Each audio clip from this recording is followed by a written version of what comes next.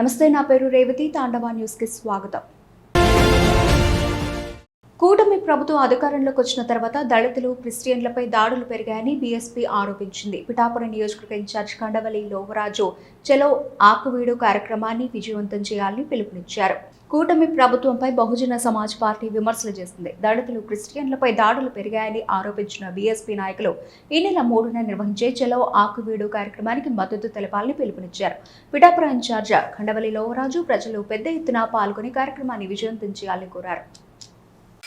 మే 3 చెలో ఆకువీడు కార్యక్రమం గురించి రేపు జరగబోయే మీటింగ్కి పాస్టర్లందరూ కూడా, మన పిఠాపురం నియోజకవర్గ పాస్టర్లందరూ కూడా దేవుడి పట్ల మీకు తెలియజేసుకుంటూ ఉన్నాను.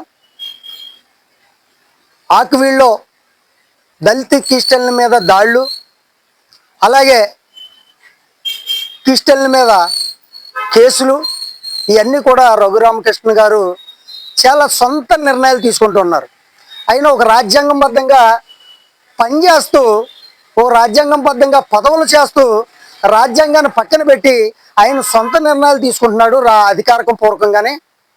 కానీ దీన్ని ఎవరు కూడా, వైఎస్ఆర్ కానీ, చంద్రబాబు నాయుడు గారు కానీ, పవన్ కళ్యాణ్ గారు కానీ ఎవరు కూడా ఆయన్ని ఖండిస్తలేదు.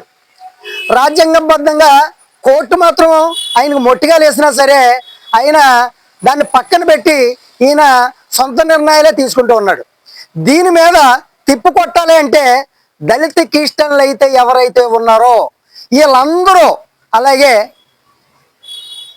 దళిత సంఘాలు,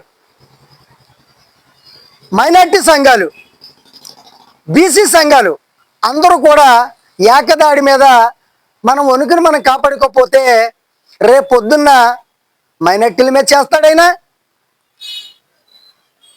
ఇప్పుడు క్రిస్టియన్ల మీద చేశాడు, రేపు మైనార్టీల మీద చేస్తూ ఉంటాడు. Tandava news. For more updates, like, share and subscribe.